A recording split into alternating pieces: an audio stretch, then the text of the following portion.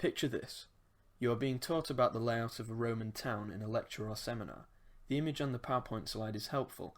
It's a top-down view of Roman Silchester, and that's useful if you want to know which buildings went where, what was most important and at the centre of all movement, or where senators would go to discuss matters of politics perhaps. But when you boil it down, what you're really looking at is just a drawing of a bird's eye view. You aren't in the town experiencing the walkways from street to street or getting fully immersed. Obviously, we do not have a time travel machine just yet, so transporting oneself into a Roman town is not the easiest of tasks. But we do have some options at our disposal. Perhaps the most simple alternative would be artistic recreations, paintings, sketches, videos, and the like, but what if you could go even further? 3D imaging software such as SketchUp can go a long way in recreating areas from archaeological and historical research, albeit in a more simplified fashion. They do, however, come with quite a steep skill curve, and that's speaking from experience. An example here would be 2 Neolithic houses created for a module last year. They look really impressive, don't they? I could not manage this personally, and neither could a few other people who I know. If only there was a piece of software more accessible. I can think of one, and it is surprisingly the video game aimed at ages 3 and up, Minecraft. Observe here. The very same Neolithic structure, cat's brain, but built in Minecraft instead of SketchUp by a classmate. Obviously the blocky format of Minecraft, this being that it is 100% cubes, does bring some limitations, the biggest of which being that you cannot create a true slope nor an angle. As such, the sloped roof of cat's brain has been compensated for with a staggered effect with the 3 tiers of blocks. But for every limitation of Minecraft there are also some positives. Building in a game environment as opposed to SketchUp, which is very much a professional tool, allows you to be on the ground level when constructing buildings and the like. Unlike SketchUp, once you have built the roof for this Neolithic hut, you can then go inside it, and that brings with itself a whole new dimension to recreating historical structures. Now when you're on the ground level, propping up a Neolithic roof with logs so that it stays in the right shape, it's a very different experience to drawing up flat pillars with a 3D texture in SketchUp. It's arguably far more immersive, and when you get to walk inside the structure that you've just built, you get sort of a simplified sense that, it's real, and you are a Neolithic settler in a Neolithic hut. So let's get back to the Roman town layout example. Sure, a textbook or lecture slide can provide you with a useful and informative bird's eye view layout, but what about translating that knowledge into a 3D environment? SketchUp might be far too complex for most people. However, Minecraft is a game. It's fun, but it is still educationally useful. So recreating a Roman town in that simplified blocky format, in the very same way Cat's Brain was recreated here, would not necessarily be too difficult. Pictured here are some Roman walls, which the same person actually built, and they are not particularly based off any individual Roman walls, but they are not far off the original ones found throughout Italy. Now, I'm not concretely saying that one method is better than the other.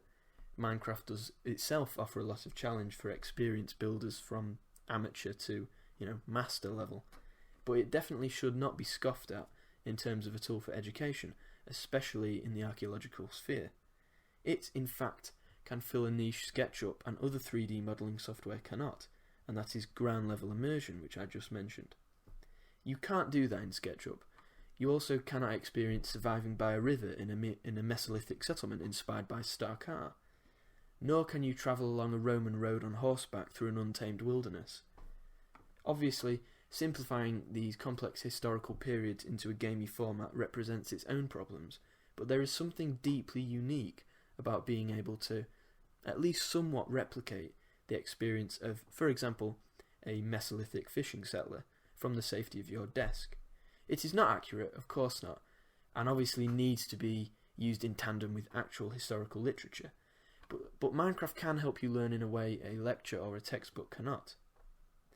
Exploring these historical and archaeological concepts through a game is not only limited to the construction of iconic structures such as the Pharos of Alexandria, but also the exploration of how these societies operated, figuring out where best to position a build in relation to coastal access, nearby roads, trade routes.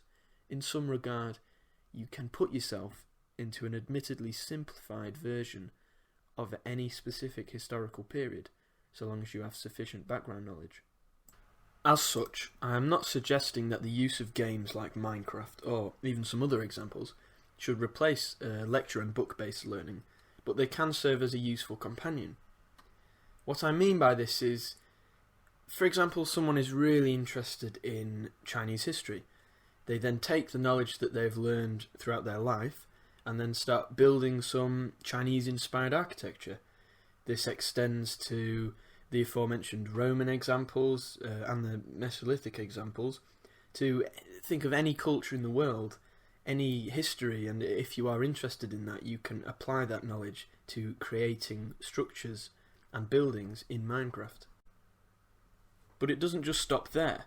Once you've built your Roman town, your Mesolithic hut, now you've got to think about why you built it. Did you build it near a water source?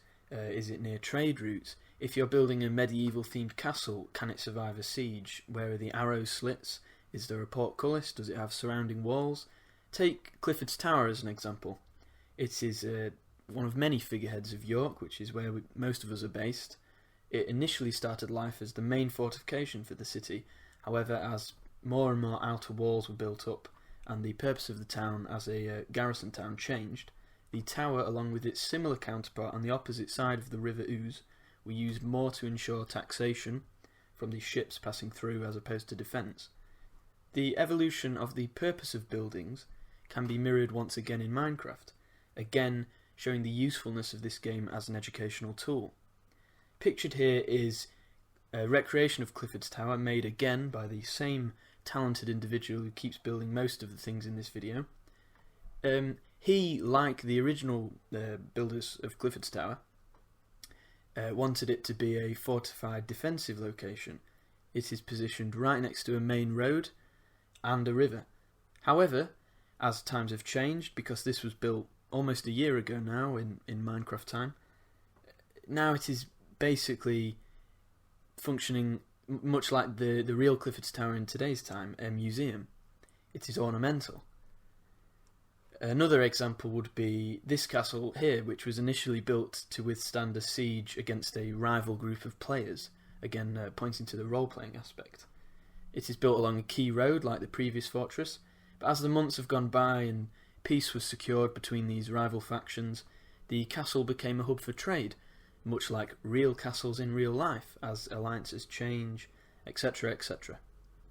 So what I'm really saying is that, although Minecraft may seem simple on first glance, after all it is aimed at ages 3 and up, it can actually be as complex as one desires, and I've hopefully showcased the amount of things you can do purely in relation to exploring archaeological and historical concepts here.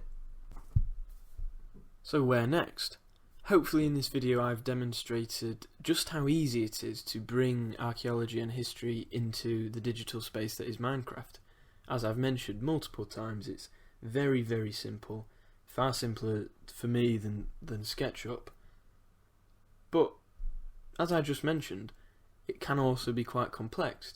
So moving beyond the mere copying and pasting of certain historical styles, you can then adopt certain historical mindsets within the game. If you want to build a Roman city, you can also then choose to have the relationship with other nearby kingdoms as if you were a Roman. Now imagine if everyone on this digital world all had a similar passion for history and archaeology. Then you've got a very interesting digital geopolitical landscape. Now, already I've confused myself, but they're just showing how it can go from as simple as you like to as complicated as you like. And to me, that just speaks of the boundless, infinite potential of such a simple tool that is effectively just a piece of entertainment.